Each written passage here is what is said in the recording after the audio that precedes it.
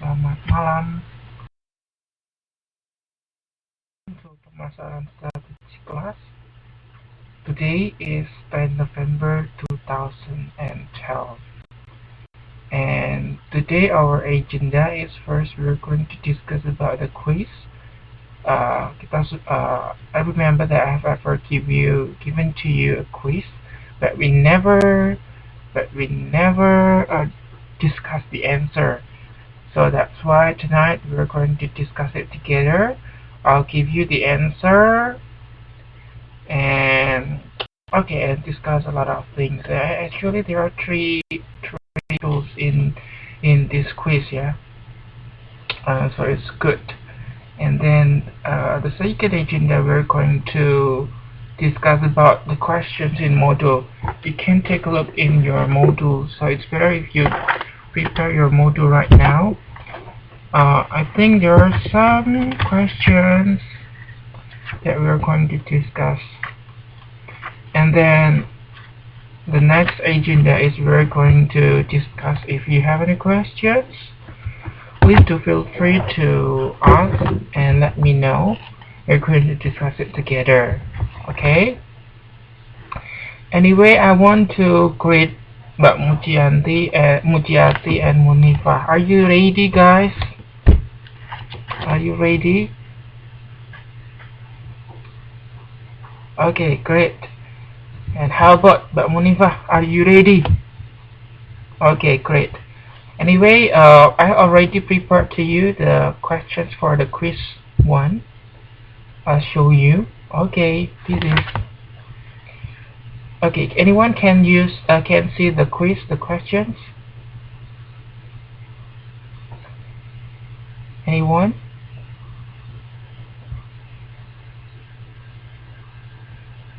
Oke. Kita ke pertanyaan pertama. Ada 50 pertanyaannya di sini. Oke, kita akan bahas pertanyaan nomor 1. Strategi organisasi yang berfokus pada bagaimana organisasi akan bersaing di setiap bisnisnya disebut strategi A. Korporasi, B. Bersaing, C. Fungsional, D. Stabilitas, E. Pembaharuan. Jawabannya apa? Jawabannya adalah apa, Mbak Mujiati? Yes, correct. The answer is B. Kalau kita ngomong mengenai strategi, jadi strategi itu ada beberapa macam ya. Ada 3 macam secara umum. Ada strategi korporat, ada strategi unit bisnis, dan ada strategi fungsional. Ya. Nah, sebelum membahas tentang strategi korporat, kita perlu memahami apa arti strategi itu. Anyone knows? Ya, atau bisnis, betul Mbak Yasmin ya. Jawabannya bersaing atau bisnis sama. Oke, strategi itu apa sih strategi? Strategi adalah suatu keputusan dan tindakan yang menentukan kinerja jangka panjang sebuah organisasi. Nah, ada 3 macam tadi sudah saya jelaskan. Ada strategi korporasi, tentang artinya adalah sebuah strategi organisasi yang menentukan pada bisnis apa sebuah perusahaan beroperasi, harus beroperasi atau ingin beroperasi, dan apa yang ingin dilakukan bisnis tersebut. Itu ya, strategi korporasi. Strategi yang kedua adalah strategi bisnis. Nama lainnya adalah strategi bersaing. Nah, ini ya, jawaban nomor 1 ini. Artinya apa? Sebuah strategi organisasi yang fokus pada bagaimana organisasi akan bersaing di setiap bisnisnya. Dan yang ketiga adalah strategi fungsional. Artinya apa? Strategi yang digunakan oleh berbagai departemen fungsional dari sebuah organisasi untuk mendukung strategi bisnis bersaingnya. Oke, kita menuju ke nomor 2.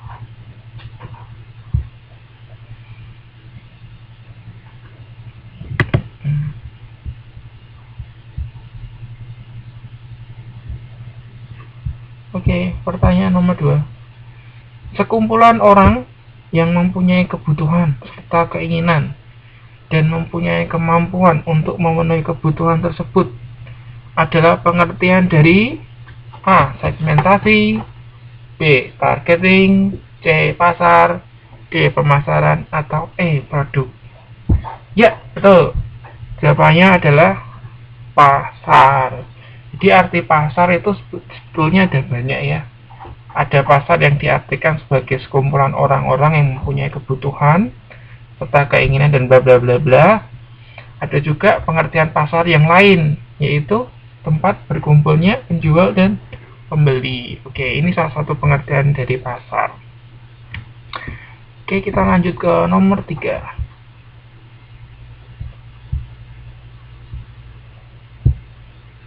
Agak lemot nih. Oke, yang bukan komponen analisis situasi lingkungan eksternal adalah 1. Tren budaya, 2. Tekanan persaingan, C.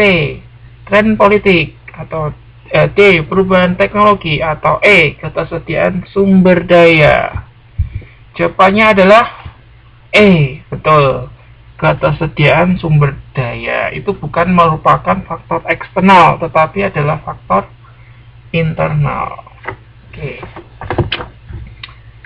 Lanjut kita ke pertanyaan selanjutnya. Pertanyaan keempat.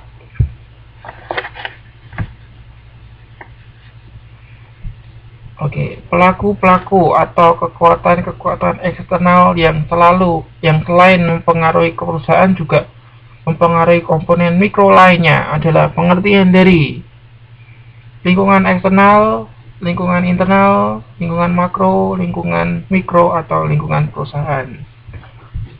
Jawabannya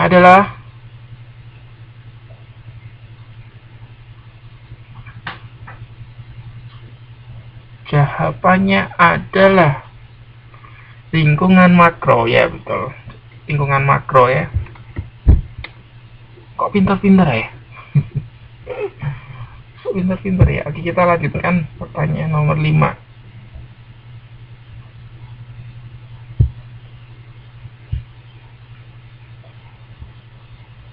Oke, proses perpindahan pembelian oleh para pelanggan menjadi produk yang dihasilkan oleh desain bisnis yang sudah ketinggalan zaman kepada produk baru yang ditawarkan, yang menawarkan nilai superior adalah definisi dari A. Expected customer value, B. Actual customer value, C. Customer value migration, D. Customer satisfaction, atau E. Customer value.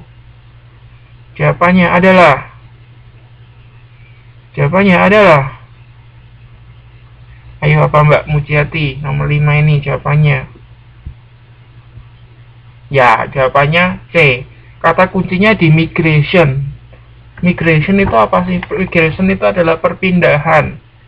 Nah, proses perpindahan pembelian ini dinamakan customer value migration. Perpindahan itu kata kuncinya. Kita lanjut ke nomor 6. Oke. Bentar, mundur. Mbak Munifa menanyakan tentang expected customer value. Expected customer value itu kalau diterjemahkan ke dalam bahasa Indonesia artinya adalah nilai harapan pelanggan. Jadi expect itu kan harapan. Jadi konsumen itu mempunyai harapan sejauh apa sih tentang tentang sebuah produk. Jadi seperti itu kurang lebih arti dari expected customer value itu seperti itu. Jadi nilai harapan konsumen terhadap suatu barang. Itu ya. Ya ini Mbak Mujiati teringat pindah itu imigrasi. Ya, oke. Imigrasi, oke. Jadi imigrasi ada imigrasi sama emigrasi ya. Imigrasi sama emigrasi. Oke, saya lanjutkan ya nomor. Oke, saya lanjutkan nomor 6. Wah, ini harus agak cepat nih. Yang termasuk langkah-langkah dalam analisis persaingan menurut Craven and Pierce adalah kecuali.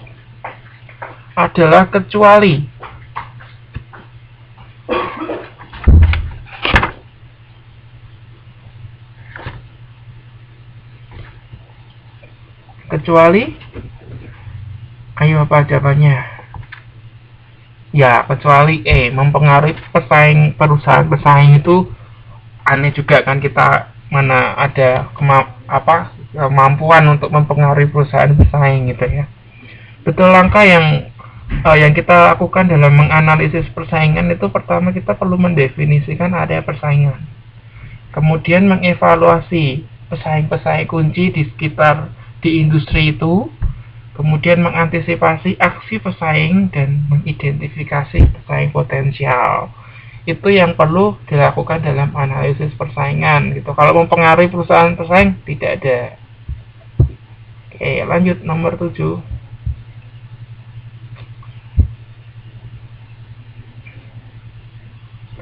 Metode yang menggunakan data penjualan masa lalu untuk mengestimasi penjualan yang akan datang. A. Statistical Demand Analysis. Ya, betul. Time Series Analysis. Jawabannya itu ya. Oke, ini ada beberapa macam cara yang kita bisa lakukan untuk melakukan estimasi penjualan ya. Nah, salah satu metode yang bisa kita lakukan itu ini, time series analysis. Artinya apa?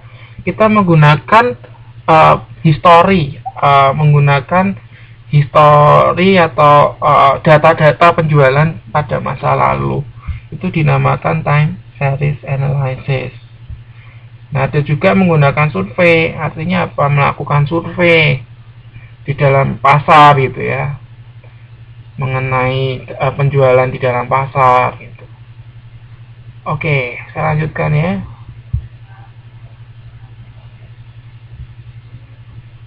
Nomor 8. Jika seorang ibu berkata, anak saya harus masuk Harvard University karena lulusannya pasti jadi orang. Nah, pernyataan di atas adalah harapan pada level A. Desired level expectation, deserve expectation, needed level expectation, adequate level expectation, atau E. Deserve level expectation. Jawabannya adalah ya betul, desired level expectation. Oke, wah Mbak Mujiati ini biasa ini sudah siap sekali sepertinya ini ya untuk tesnya. Ya, kita lanjut ke nomor 9. Nomor 9.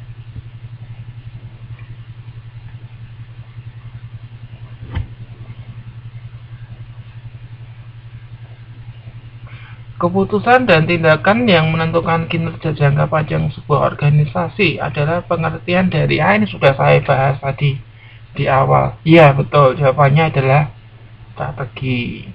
Oke. 10.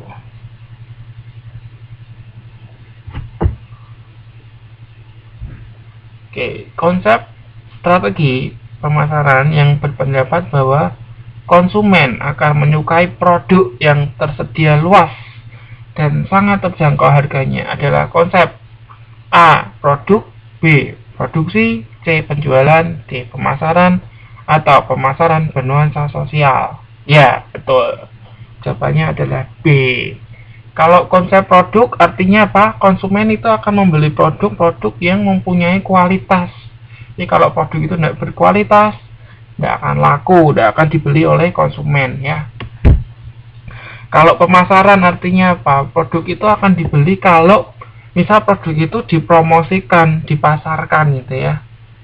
Nah, kalau yang E itu artinya konsumen akan membeli produk